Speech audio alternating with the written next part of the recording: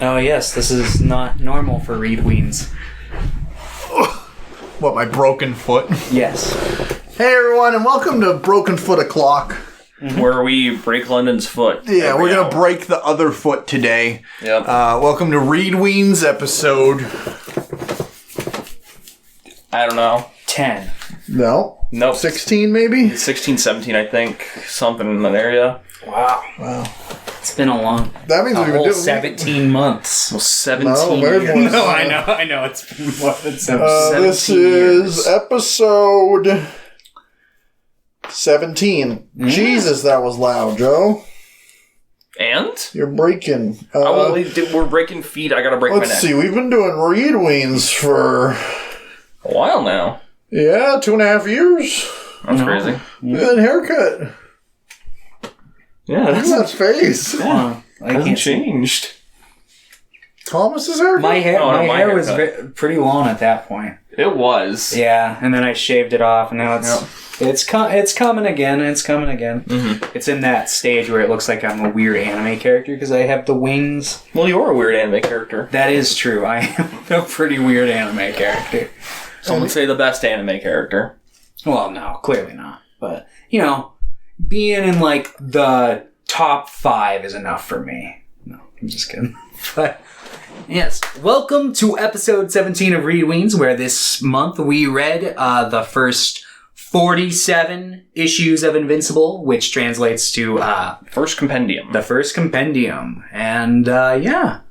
You two had seen the show before, right? Yes. Yes, I had not. Did you watch it yet? No, Okay. I thought about it, but I wanted to keep No, that's that fresh frame of mind. I might watch it now, but Do you care if we get into spoilers on how the show's paced this episode? no, I'm actually kind of interested. But Yeah, I guess before, did anyone else read anything this month? Yeah, I, over the course of like 2 weekends, read the entirety of My Hero's spin-off, Vigilantes. oh, Is it as good as Pierre says? I genuinely think it is really good. I haven't caught up to the mainline series in a while. At this point, I'm probably just going to reread it, just because I fucking forget where I am in it. But I was going to read One Piece, and I was reading like I was reading a couple of chapters, and it was like, I'm not really in the mood for it, and then it was like suggested, like, this finished, I should read it. And then I read like 60 chapters in a day.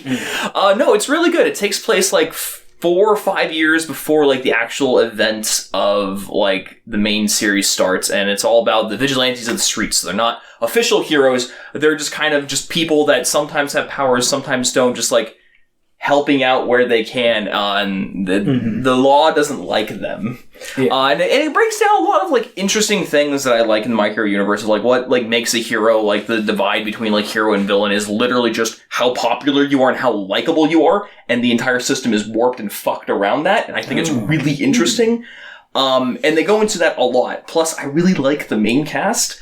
yeah, I know it's got Knuckle Duster, right? Knuckle Duster. Yeah, He is. He's like you. he's like the Batman, from what I gather. Basically, except he's old, doesn't have money, and beats the shit out of people with brass He's like knuckles. the old homeless bag. Yeah, he's really good, and Koichi's the main guy. He has powers. The sliding guy? Yeah, he slides around. And then the third person in the group is this like local pop idol. Her name is Popstep. Her power is she jumps around really high.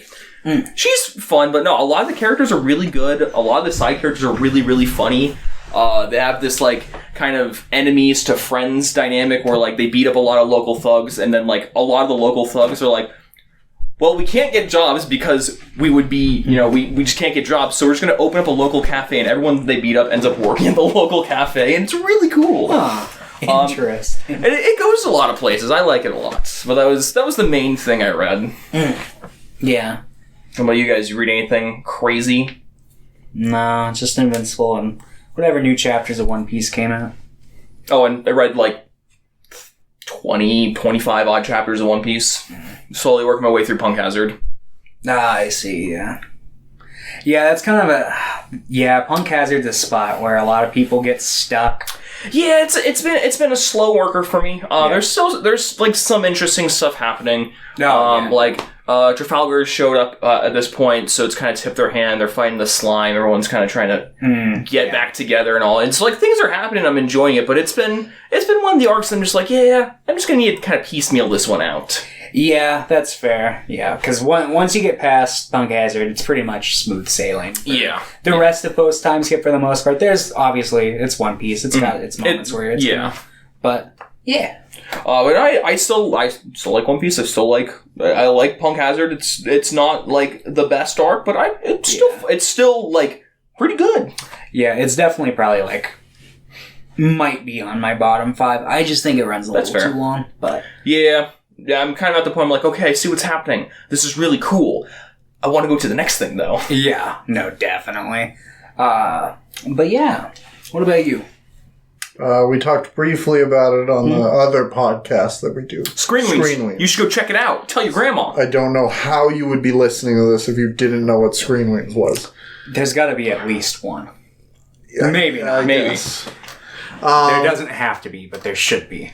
Yeah, but I read Spider-Man Life Story, which Life Story is a thing they've done twice now. I think they've done Spider-Man. They just finished Fantastic Four. But they'll take... It's like a 6-issue run, and each issue is if Spider-Man was the age he was when he was first published, so like 16 years old in the 60s, if he just aged regularly. So the first issue is in the late 60s, Vietnam War's raging. Second issue's in like 77. Third issue's in the 80s. Fourth issue's in the 90s. Fifth issue's in the 2000s, and then it ends in like 2019 or something. Okay.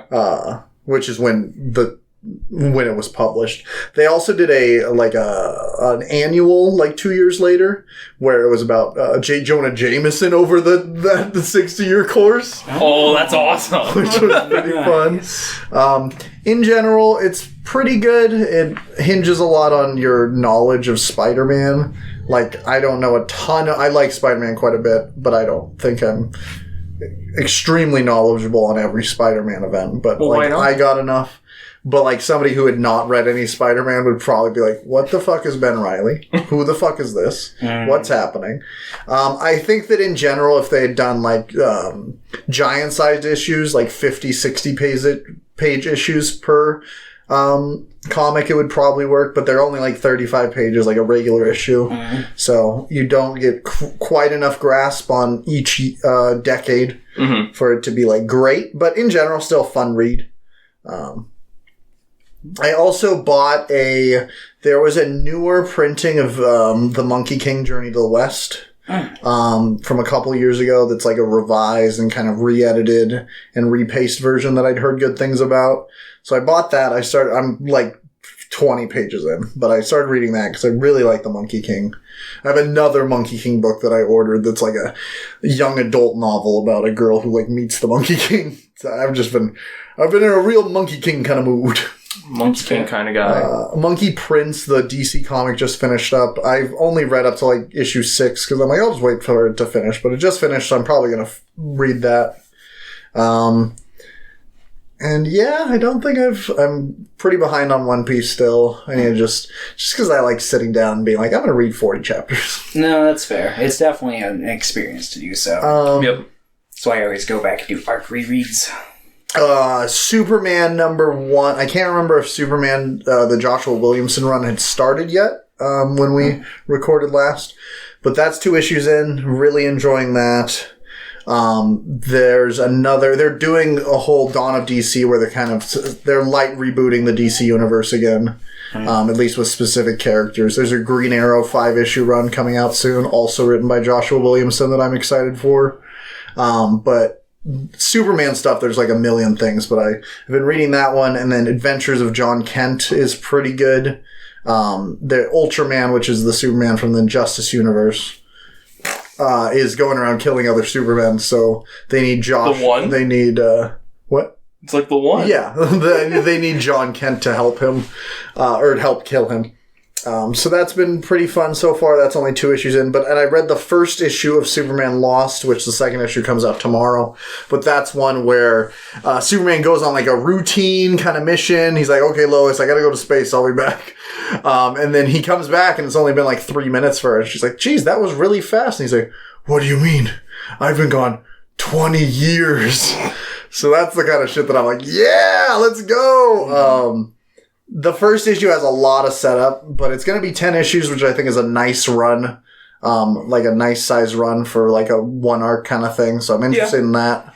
I'm excited for issue 2 tomorrow. And what other stuff am I reading? There's a 4 issue that's going on, indie called Where Monsters Lie. I think it has 2 issues out. It's about, there's a bunch of characters that are obviously based on like big movie, villains and stuff. And they all live in like their own little compound. Oh, okay. And they're all like, oh yeah, there's like the big rule is like, you can't kill anyone in the compound because then people will find out about us. And like somebody gets killed in the compound, somebody escapes and they're like, oh fuck. That one's really fun. Hexware is really cool. That is by Tim Seeley, I think, if I remember correctly. And that one's about an android in the future who works for this family and she wants to like do good for them. And there's a suicide bombing and the suicide bomber takes out the family's daughter. And she's like, what can I do to help? And they're like, you can't do anything to help unless you can bring our daughter back. And she's like, okay. So she starts like reading pagan rituals and she pretty much summons the devil. And she's like, if you bring back the child, I will become like a bounty hunter for you. So then they bring back the daughter's soul. So the android's body now houses both the android's personality and the daughter's personality. And they have to team up to like go fight like werewolves and vampires and shit. That's pretty cool. It's really cool. I've been really enjoying that one. Is there anything else I've been reading? I've been trying to read a lot more.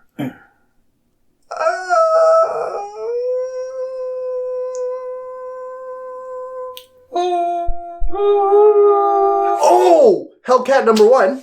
That came out. Oh, yeah. How was that? It's really cool.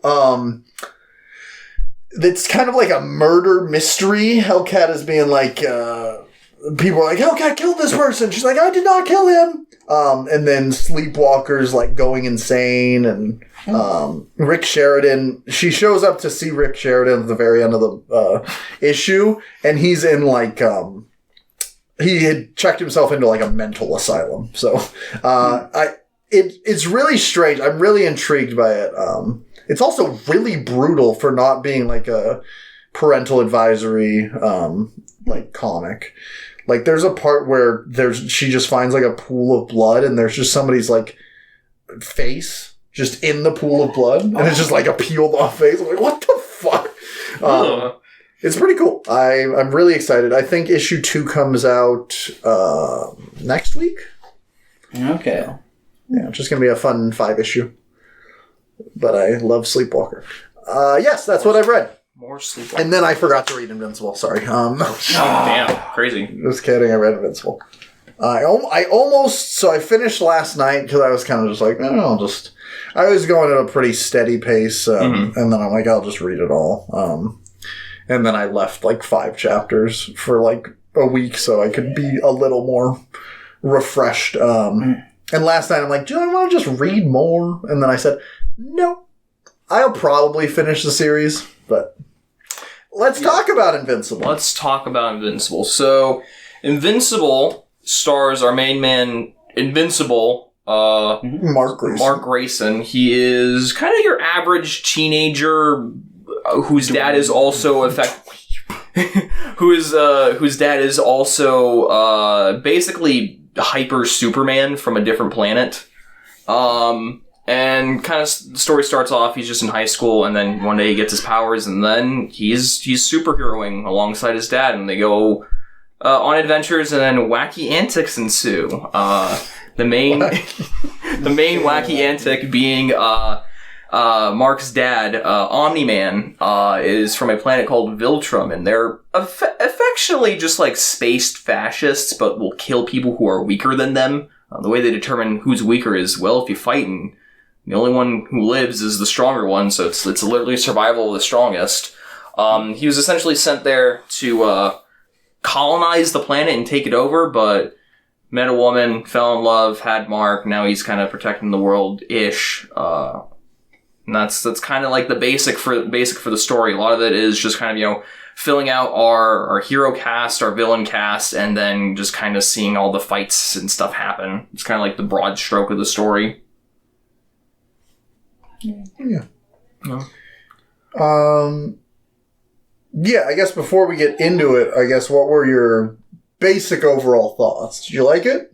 Yeah, I'd say overall I liked it. There were certainly some points where I'd say like every comic I've read from Kirkman has been like mostly pretty good, but he's a little rough around the edges. He usually has some things that tend to rub me the wrong way in his work, but whether it be just some characterization issues or maybe a little bit of like a kind of like meta tongue-in-cheek. It's not like breaking the fourth wall in the story, but like it feels like I'm aware of what I'm doing and I'm winking at you the whole time kind of a thing. Yeah. And sometimes I just find that kind of stuff annoying. But overall, I'd say, yeah, I like this. I like the concept of it once it really starts to get going, and some of the interesting twists and turns it takes along the way, I guess. But yeah, some of it's just like kind of just superhero stuff. Yeah, it just kind of feels like not like a parody of superhero projects up to that point, but like definitely more of a satirical take on it. Like, I wouldn't say it's a hardline parody, but like it definitely, like you said, like it definitely feel like, okay, I know what's going on here. Yeah. It's like, oh shit. Yeah. Usually aliens don't pour out from a dimension in that quantity, but like it happens every once in a while kind of thing. It's just like, yeah. But yeah, overall I'd say I liked it. Okay. Joe? Yeah, I mean, I enjoy Invincible a lot. Coming from the show to reading this, I like the show way, way more, I think. There were very few things that I liked about the comics more than I liked about the show.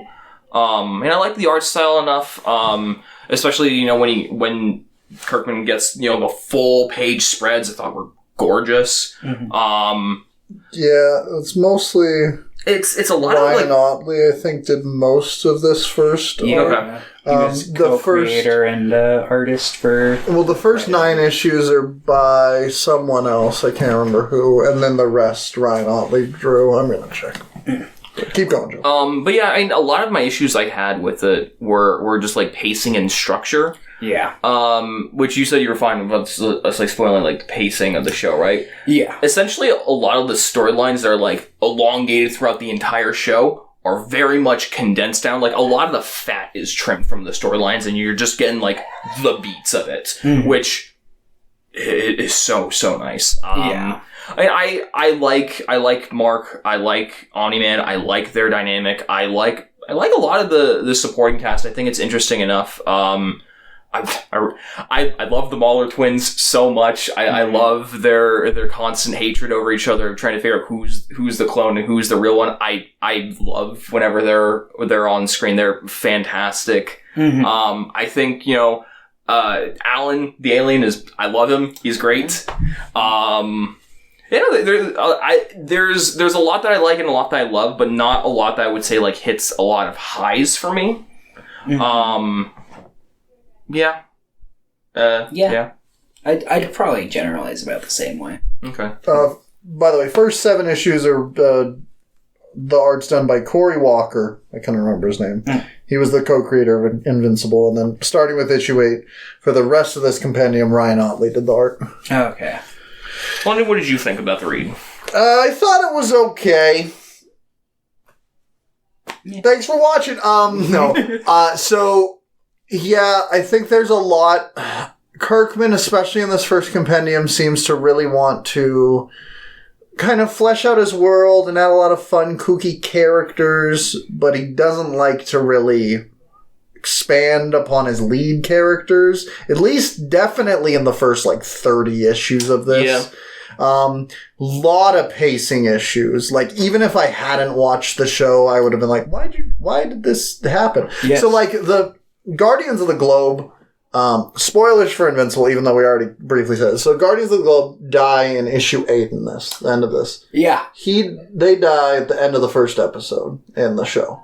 And that makes And then you have the entire season before the confrontation. way more fucking sense. Because I was reading that issue and it's like, oh god, what the fuck is this discount Justice League that they're like? And it's like, I get every Justice League is kind of, or band of heroes is kind of a discount Justice League or Avengers, but like, this is literally like, we've got Warrior Woman and Martian Man. And and the show plays that up like exactly. Kirkman's obviously, and he like to the point where they go into a different dimension. At one point, you see Doc Ock, and he gets thrown back, and there's spider webs on him. Like, they straight up show Spider. And it's like, there's another dimension where Mark meets Batman. He's yes. It's a little on the nose, don't you think? Yeah, but then I think the biggest issue is I don't mind the fact, I think in the show having this kind of looming doom kind of feeling is pretty good, that you're like, why did Omni-Man do that? That kind of thing. I don't mind the fact that you get more of Omni-Man before the event happens in this. I think that's fine. Nice. I think the big issue is the confrontation happens 5 issues later. I don't think you get any time to really expand upon anything. And then he just fucking leaves. I think, honestly though, I kind of fucking hated when he went to Bug Planet and saw him again. Because I also didn't feel like enough time had passed. No. I just feel like there's a lot of pacing issues that I don't feel like Mark learns any lessons in between these or changes as a character fundamentally. No. It's a lot of busy work. Yeah. And it's just like... It's like... Going back to the previous thing we read, Sleepwalker. Sleepwalker fights a lot of randos all the time, but I feel like in each issue... They tried to do something. They tried to at least to explore the concept by, it's like, all right, he's a guy who comes out of his head while he's asleep. Why don't we have like an episode where like, or an issue where there's a woman who can like mind control people in hypnosis, or there are at least, even when they're like goofier, there are lots of explorations of the character of Sleepwalker, and I don't feel like there's any of that in this. No. And because they're just throwing random stuff at you. There also, I feel, is a huge lack of characterization for, like, Amber as a character. Amber is nothing. Amber and Eve, I felt. Yeah. They both are different characters. Amber is a straight up different person entirely. Amber's an actual... she's an actual character also. And there was a lot of hate towards her character, because she's now a black woman in the show. Oh. And she's, like, really, like... she's really confrontational all the time, but she's like, she still loves Mark, and like, her character in general is just a better character because there's more to it. Yeah, there's while this happening. One, she's a nothing character until they fight. Yeah. And then it's just, she's gone. Sad. Yeah. Same kind of thing with Eve. I think the introduction of her is interesting, and then she just kind of serves as a device of being like, no, Mark, literally. I love you. Like, what the fuck? Yeah. Because it's like, because obviously they do the whole like, oh, superhero team up, and he makes that one comment, and then you're like, all right, it's going to be a will they, won't they relationship. Hopefully that doesn't span the length of the entire fucking comic. Yeah. It's spanned the entire length of the section we read today. But, because it's just like, the pacing of that is even so fucking weird, because it's just like, Rex cheats on her, and she instantly is like, Mark's my next guy, but like Mark just receives like a fucking note from the one girl, and they explain it like later, and I think the explanation they gave kind of made sense, and it's like, wow, this really pretty girl like gave me this like he's like, oh, pretty girl, I was in high school, it made sense, but like I wish they would have like, I don't know, done anything indicated that earlier on, because it's just felt like just because it made no sense to me when I saw him with Amber, because it's like, well, everything the story has told me up to this point has, like, shown that he's got some sort of at least latent, like, interest in Eve, so it was just like, eh. And then as soon as that happens, Eve's like, well, I'm in love with you, so now I'm going to stop being a superhero and go to Africa. And it's like, but I will say that what stemmed from that I thought was super interesting, which was the concept of her using her superpowers for like non-superheroing, but still kind of heroing in a sense. Yeah. I thought that was like a super interesting concept, but I hated the fact that like the only reason she went to Africa was because of Mark. Well, that, but also there's a line where she's talking to Mark's friend who she dates for a little bit, and she's like, do you even know what my powers are? And it's like, no, because you, Robert Kirkman, have not fucking told me. And we're like 25 issues into this it wasn't quite 25 issues, but we're deep into the comic, and now you're trying to make me feel bad for never questioning this character's like powers when you've never even indicated they've had anything beyond flying up to this point. So it's like, yeah, obviously the name was there, but like I don't remember any reference. Like, she flies, she puts up a force field. Yeah. That's kind of it. Yeah, so it was just like, yeah. Well, I did see that's the like he wants to show all these fun, kooky characters, and like, and there's a lot of stuff going on, and a lot of it I'm just not super engaged with. Mm-hmm. Like the robot and the monster girl stuff, I just don't really care about. Yeah. There seems like the way Robot talks, and he's like, Phase 2 is initializing. I'm like, there's probably going to be something big that comes of this, but I don't really care at this point. Yeah. The whole time I was just like, I honestly, aside from like Alan and maybe a couple smaller characters that I thought were interesting in concept, I didn't really much care for any of the secondary characters that much. I'm really not a fan of the way Kirkman writes the women in this, especially his mother. Mark's mother in this is just like, cool. She's really depressed. She's really depressed and alcohol, but it's okay because Mark brought this blue baby, and she instantly is like, yes, I'll take care of him. Yeah. And it's like, I understand what they're going for, and I like the concept of she feels compelled to like, you know, do what's right because that's what her son would do.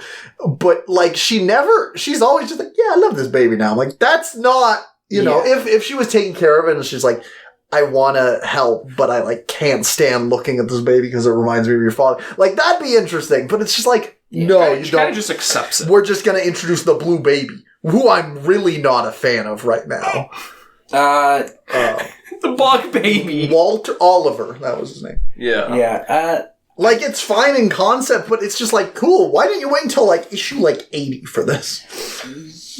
See, it's like either it needed to be issue 80 with the pacing that Kirkman wants to achieve with this, but realistically, like, if he had just more appropriately paced this from the beginning with like a full scope of what he wanted, like, it feels a little unplanned. Yeah, Kirkman seems like a lot of what I've read from him. I've read a little bit of The Walking Dead. He's not much of a planner. Yeah, he's like, I'm just gonna shoot from the hip, and like, by the end of it, he kind of gets his... Like, I would say that the last, 15 issues of this, it finally feels like he's snapping. Yeah, he's getting it. A groove there. So I do want to read the next compendium, because I feel like he's finally in the groove. So that's why, I think on Goodreads, I gave this, a 5 out of 10, because, in general, I was just kind of frustrated with the character writing and the pacing. But the last 10 issues, I'm like, okay, we're getting somewhere. And then it just stops. And I'm like, cool. Like, shit, we stopped right where it was picking up.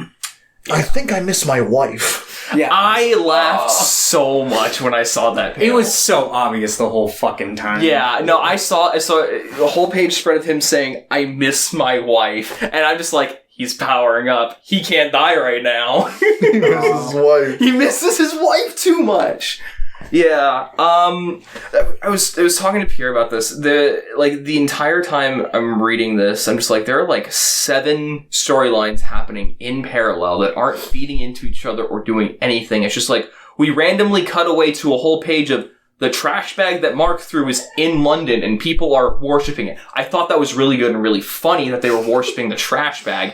But it's a lot of we hit these 2 to 4 pages of something happening. Okay, we're immediately jumping over here. Now we're jumping immediately back here. Like, there's no, like, narrative glue to keep those things together. It's just just take these. There's no reason for these things to be in this order apart from, well, we need to talk about what's happening with the Mahler twins here, obviously, or whatever. Pick a character. Mm-hmm. Also, I don't know if it was just me. I didn't like William in this. I think William is really interesting as a character in the sense that I think he's the best antagonist. I think he's poorly written, and he gets worse as it goes on. I think he's fine as a friend to begin with, like it's fine. But I feel like he regresses as as it goes on. And I'm like, is this on purpose? Like, are they building him up as evil? Like, why is he being a dickhead? I don't know. I thought it kind of made sense because, like, for up to a certain point. Yeah. Because it was like, okay, because, like, obviously Amber was getting upset with Mark for, like, leaving Earth, and so is him. What's his name? William. Yeah. So is William, and I thought that made sense, and especially considering that their new friend Rick Sheridan. Rick Sheridan. I did not realize it was going to be as big of a character. When they first went to the college campus, and he was like, "Hey, I'm Rick Sheridan." I thought that was going to be it, and then he came a whole. There are going to be more people who know Rick Sheridan is the robot from Invincible. If you Google Rick Sheridan, the first thing it shows up is the Invincible wiki. That's sad. That makes me sad. That's the motherfucking Sleepwalker's best friend! I totally forgot that guy was named Rick Sheridan. Yeah, well, because when we watched that, we didn't know what Sleepwalker was. So we also, that was our first introduction. I will say, once you watch the show, I think you'll also feel like the pacing's better. Bro. I will say the animation is a lot of sliding. It's a lot. Is it a lot of? I don't sliding. It's like like people talk about it all the time. Like the animation budget was really low. Thankfully. So all the action sequences are awesome, but the rest is just like. I will say from the teaser trailer that they put out, they're like, don't worry, we put a shit ton of money. Yeah, they're like you can see that Amazon was like, oh, this was so big. Here, have all of the money. We're gonna dump a shit ton of money into this season that's probably not gonna be very good. No, actually, I think. It depends on how far they go. Yeah, because that's the weird thing is, like, there are things that they just wrap up at the end of the first compendium that are, like, wrapped up in a single episode in Invincible. So, like, the college stuff. Oh, that's weird. Yeah, like, all the college stuff. So, when they do their repaste, like, all everything. It's really interesting. So, the college stuff. So, they, like, go and they visit, they meet D.A. Sinclair, they kind of set that up, and then they come back to it afterwards. That's all one episode during the visit. No, like that's just a whole thing that happens there. The thing with, like, Amber and him running away and their fight, like, that all happens in that episode. That doesn't happen until, like, issue, like, 28, 29. Yeah. So when people had told me that, the issue 13 is, like, kind of where season 1 ends, I'm like, I guess but it pulls from kind of way all of this Invincible, all of this compendium. And, like they didn't go to bug planet. No, Robot storyline specifically.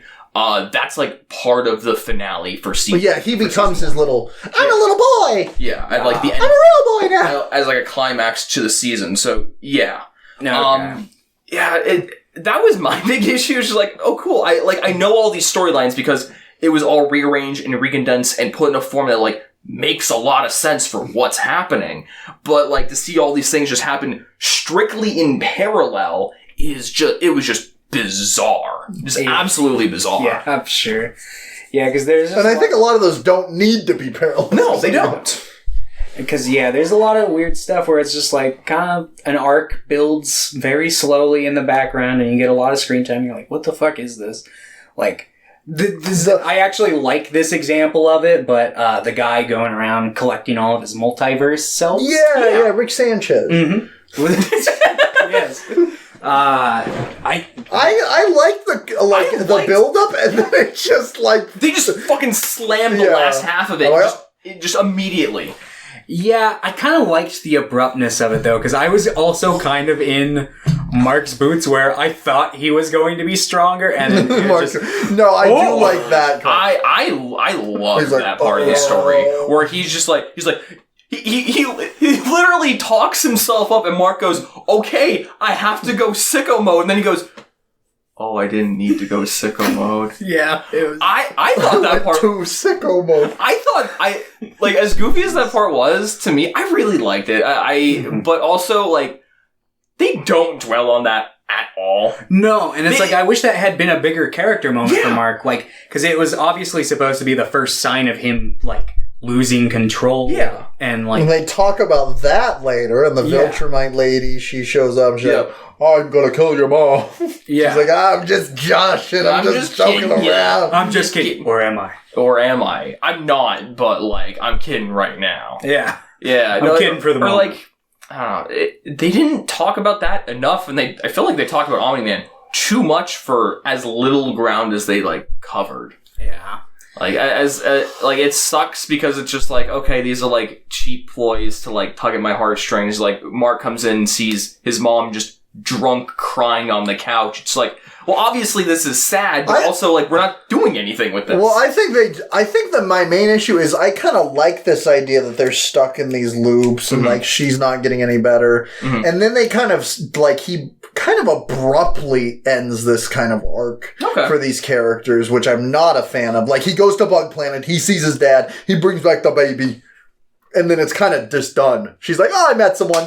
I have the baby. I'm fine now. Yeah, I wish we had like maybe we'll get a kind of resurgence of her depression as it goes on, because like depending on how they do Omni-Man stuff, especially if he comes back, and wants her back, it's going to be like you just killed 10,000 people, killed 10,000 people, and you've talked. You said I was your pet. Yeah, for the talk of the town or the earth for the last ever since you've been gone has been he didn't love his wife. I mean, obviously not, but obviously that's probably what she hears a lot of. So it's like, oh man. And then, they do stuff with her character where it's like, they give her like another superhero's wife to be friends with, and then she just becomes drops calls. At least at the point where this is another thing they changed in the show that I'm surprised that it was this way in the comic. She's already a real estate agent in the show. Like, she already has like a day job that she goes to, and then like in the story, like she picks this up as like kind of a way to like help her get back into it. I'm just like, okay. I guess. Yeah, honestly, I think it makes sense for her character to have had something like that in the past, especially in all those durations where it's like, oh yeah, my husband was gone for like 6 fucking months. I was doing nothing. Like you were just eating sandwich? Yeah, because she's like, I don't know what to do. I'm like, what were you doing at all this time? Like, just taking care of your son? The adult man? Like, he was already 18. It's like... He had a job. Like, what were you doing? Mm-hmm. Yeah, that part I'm just like, okay, I get what we're trying to go for here, but that doesn't explain anything else that's happening here. Mm-hmm. Yeah. I don't think of anything. Yeah, Bug Planet was also like, I was not expecting Omni-Man, and then he showed him like, oh. Yeah, and maybe if they like dwelled on it a little longer, but it just feels like it happens so fast. Everything's so fast, everything's jumping around. I'm like, Kirkman, explore your concepts more, please.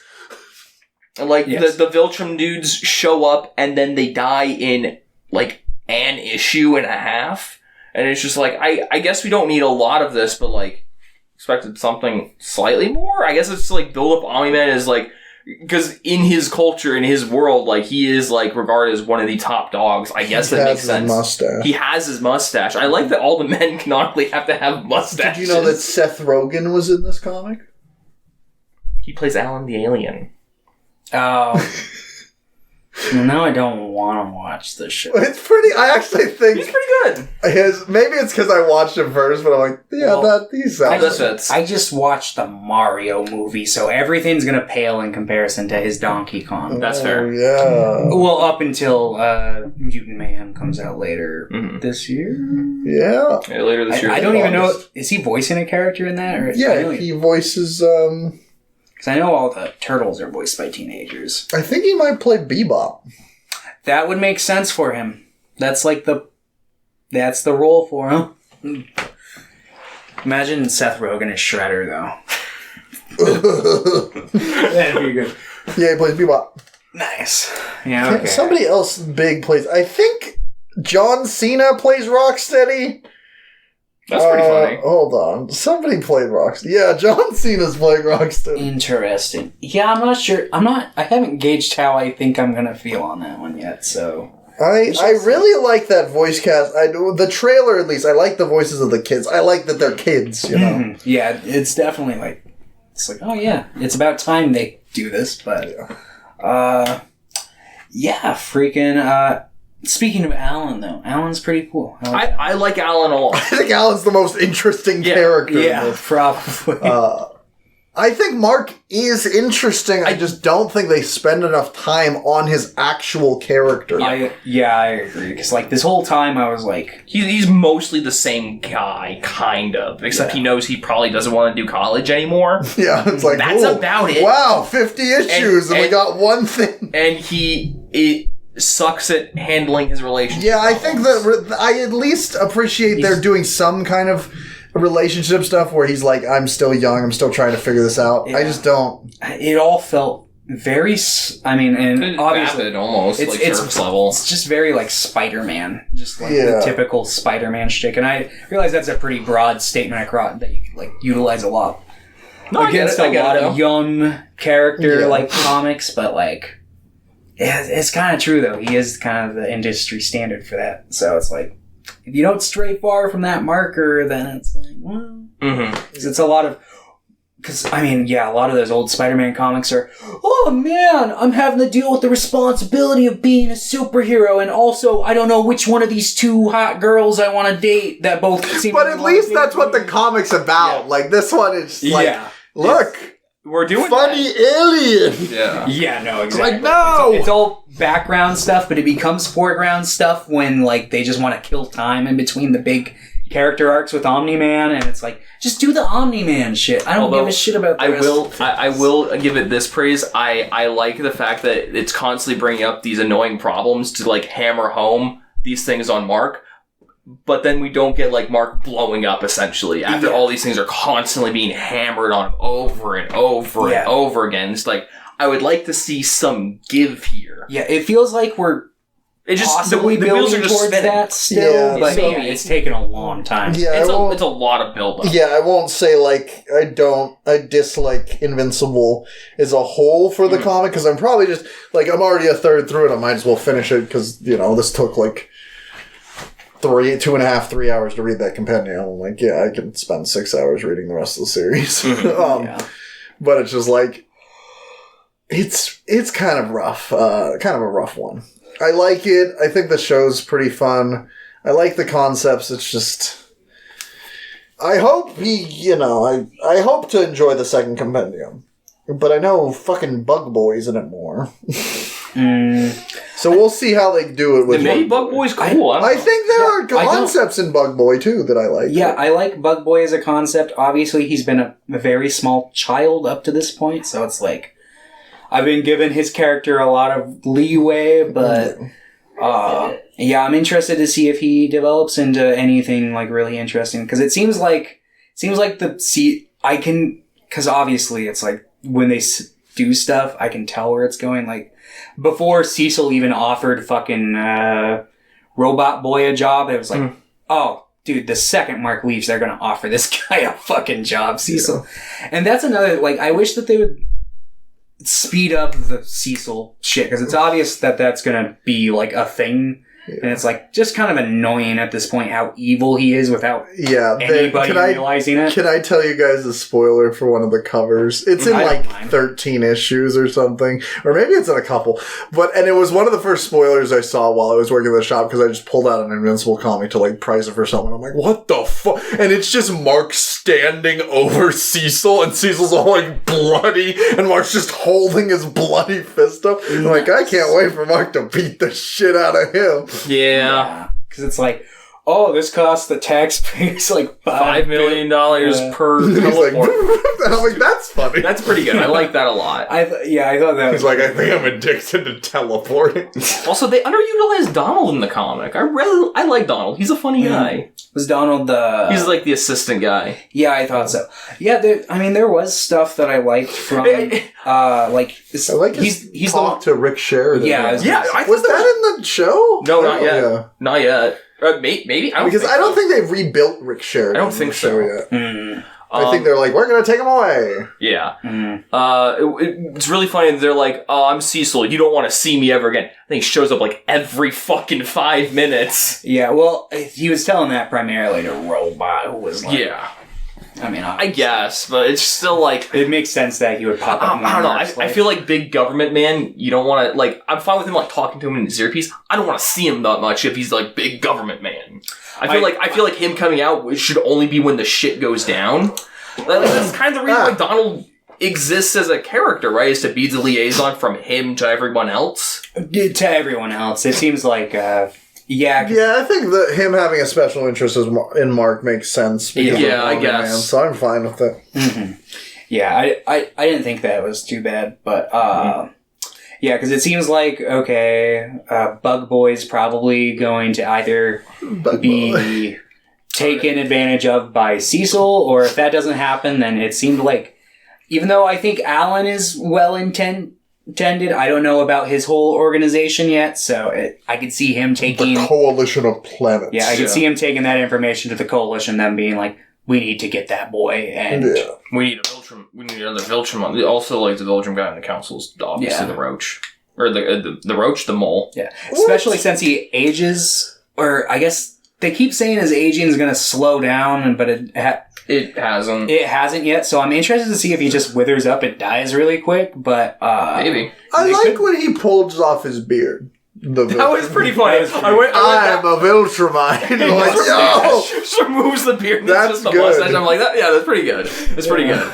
I like the fact that all the men in Viltrum are just mustachioed gentlemen. Mm-hmm. Well, yeah. That's a pretty fun quirk. I like that. Yeah, but yeah, I could see them taking him, and especially if he ages fast enough to, like, get to the point where he can just be, like, Omni-Man strength and not have to, like, wait all those years, but obviously he'd still have to, like, somehow garner that experience, which they would probably do through some mumbo jumbo, some training that they would enforce upon him after kidnapping him or something. But I imagine a plot line like that's probably going to pop up, that, or we're going to get a very annoying sidekick storyline that I really don't want to read. Batmite. Yeah, I'm a little invincible. Little invincible. Invincible kid. Yeah, that's what he called. Invincible kid, never see what he did. It's like, why is Invincible sidekick look exactly like him, and why is he purple? Why is he blue? Yeah, why is he a blueberry? Yeah. It's like, my dad went to a bug planet, and... My dad fucked a bug. Guys, my dad just can't stop fucking bugs. I like the one line where he's like, honestly, this isn't that much grosser to me than what I had to, like, do on Earth when I first got there. I'm like, you look like humans. Yeah, you look like a human. What do you mean? And he's like, but damn, this woman's so hot. Have you seen how many legs she has? I do like how just, like, unhinged and horny he is. Yeah. He's like, yeah.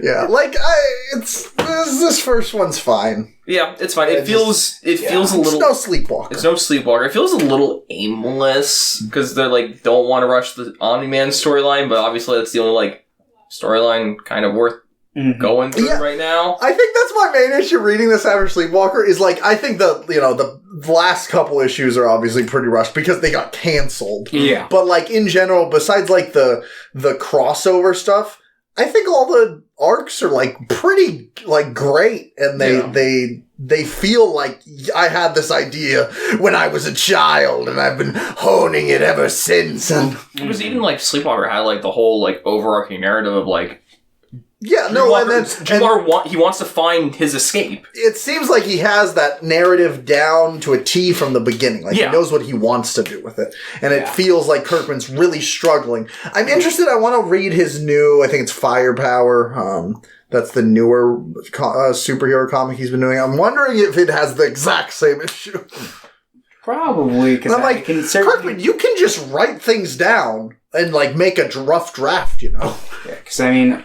Obviously, he didn't learn here from The Walking Dead, because Walking Dead's like the exact same thing. It's good for... I haven't read all of The Walking Dead. It's good for, like, a number of issues, but about, like... once I got to like volume like 8 or 9 of the single volumes, which is around like season 5-ish of the show, I think, it was just like...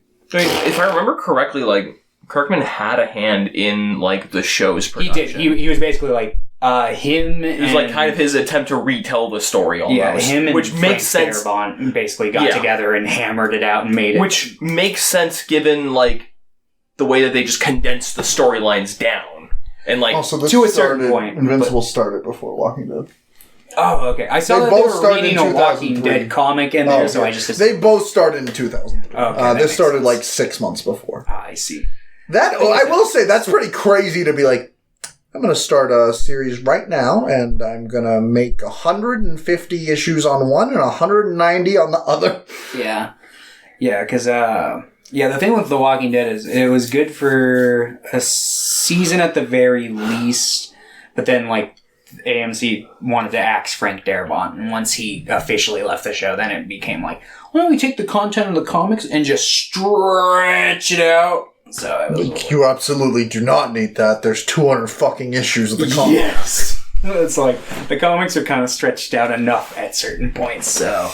But, yeah. Yeah, I'd say that's probably my biggest complaint is, like, the first compendium just feels aimless. There's no real goal or, like, point that we're working But there's towards. so much towards it that I like in it. Yeah. That I want to like. So I'm like, I just need them to kind of do this in the next one. Kind of just come together right now. And it looks like it is heading that. Yeah, that, way. like I said, the last like 10 issues, it's stepping up. Yeah.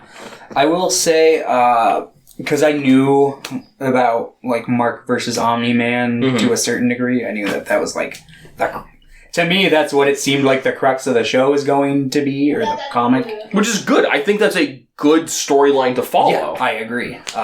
But let's assume, like, I started this comic with zero fucking knowledge and without the Reed Weens incentive of needing to read all of, like, a certain allotment of it. I think it's hard to get through. If I had started that first issue and not really... I mean, I would have pieced together that Omni-Man was going to turn evil, because they do that, like... His backstory of Viltrum is way too fucking nice and... Way too happy. I'm the greatest man on earth. Yeah. I thought that was pretty funny. And they do that fucking obvious tell where it's like character face in the shadows for a part where it's like, that shit's always super obvious. It's like, don't do that. Don't. It's Batman. I mean, if it's... Okay, obviously if it's a character... There are instances where you can literally put shadows on faces, but when you're trying to insinuate something dark about your character and you put a fucking shadow on their face, it doesn't do it for me, and it's too obvious. Also, what's his face? Demon, the detective guy, shows up for like 3 panels and then exits. And then he shows up. He's like, "I'm almost done." They're like, "We're done," and he's just gone. So he's like kind of he's the detective in the show that's like figuring a lot of shit out, and like it's really close to Omni-Man figuring it out. And I'm like, okay. If he's not here doing this, what the fuck is he here for? Because, like, in my head, I'm like, okay, he's trying to, like, I kind of like how he is in the comic. Where he's just like, I'm gonna, I'm gonna figure it out. We're like, we already figured it out. Or, he's trying to figure out something else entirely. And everyone else is off mark, but he's correct. Sandwich. That, or what if he just somehow figured out, like, all the context that they were missing and just figured out, like, the whole Viltrum thing, like, right off the bat, he's like, it took me a while to actually calculate and figure out all the things, but I've basically determined the finale of the actual comic series here. And then everyone's just... It'd be funny if he shows up at the end, he's like, I know how this all ends. We're like, we're doing it right now. What do you mean? Oh, crap. And just, like, the entire time, like, nope, he was just... really behind. Yeah. All right, Thomas.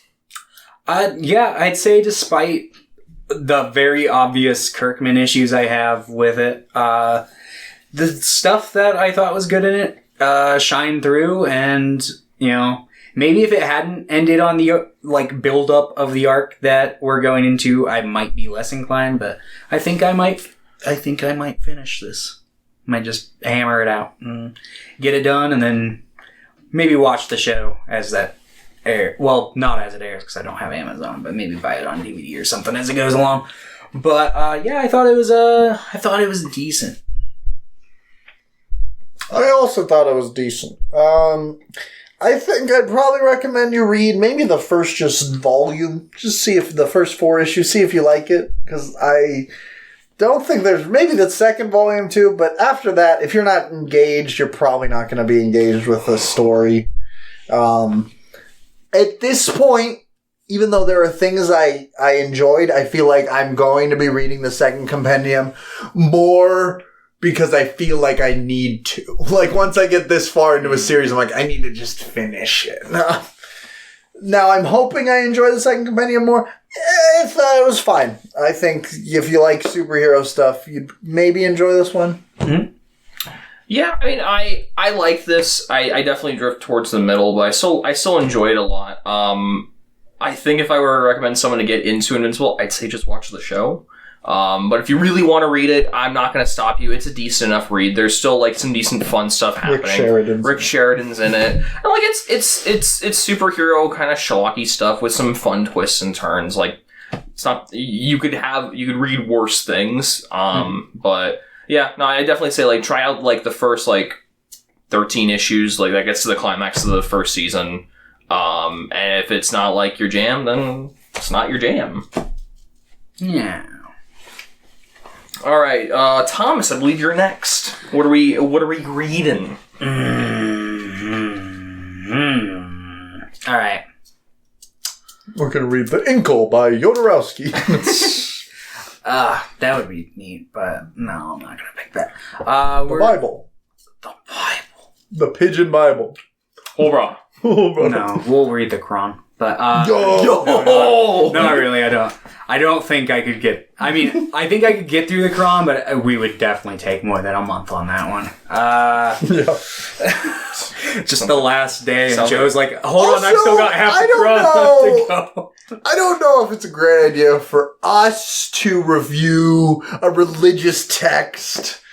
Any religious text, we might just get a lot of haters. Unless we loved it, maybe we'd be like, maybe the Quran. I thought you meant love the haters. In which case, I was like, yes, please. I mean, a lot of people like the Quran. I mean, I'm sure. I'm saying, what if we didn't like the Quran? No, or what if we didn't like the Bible? Okay. So I've got 2 options for you. I'll just tell you what they are, and you guys can.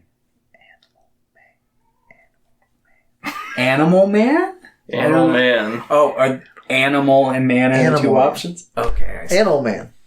Okay, so my favorite comic. We can either read, I think these are both roughly about close to the same length. There might be like a 10, maybe 15 issue difference. I don't know. But we can either read that section of Saga that you were telling me about earlier, or we can read what is canonically the first Darth Vader comic, which is the one that takes place after Revenge of the Sith, which I will look up the specific details if you guys choose that one. I think it's like 30, 40 issues. There's also Vader Down, which is part of it, but that's only like 4 issues. Doesn't Vader Down tie in with the Star Wars comic, though?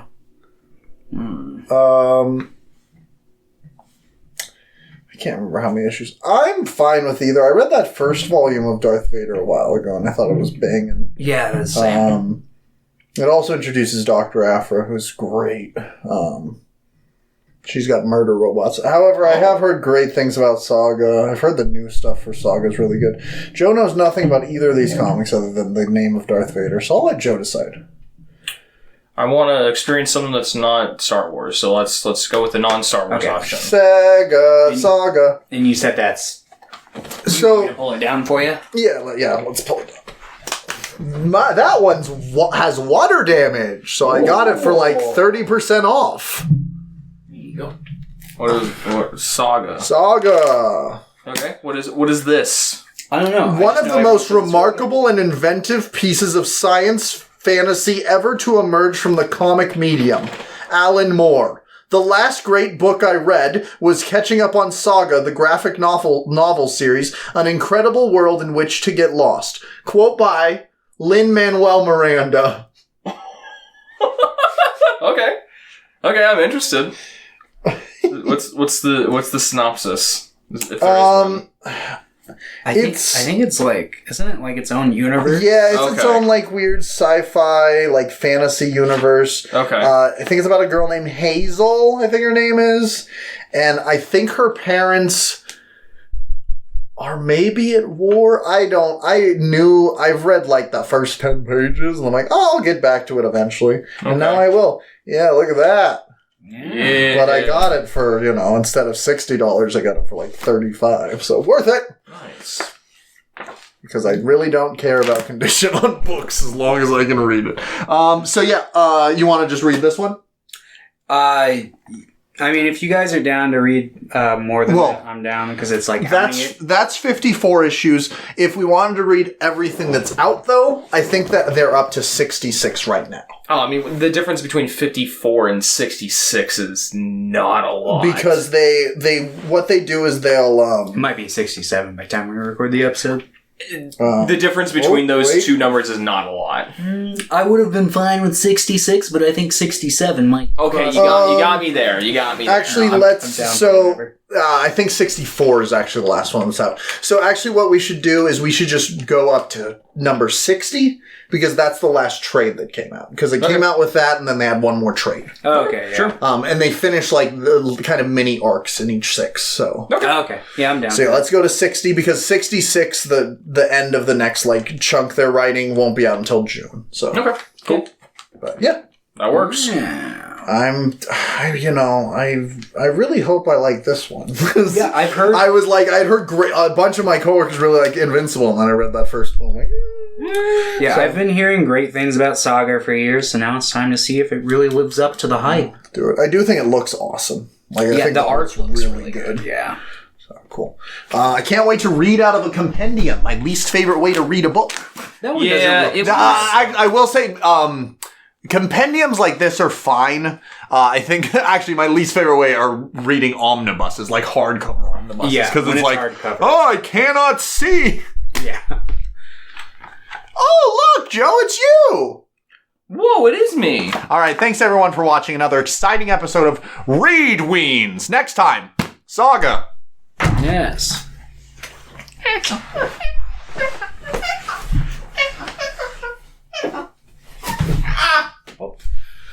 My foot's still broken. Oh no!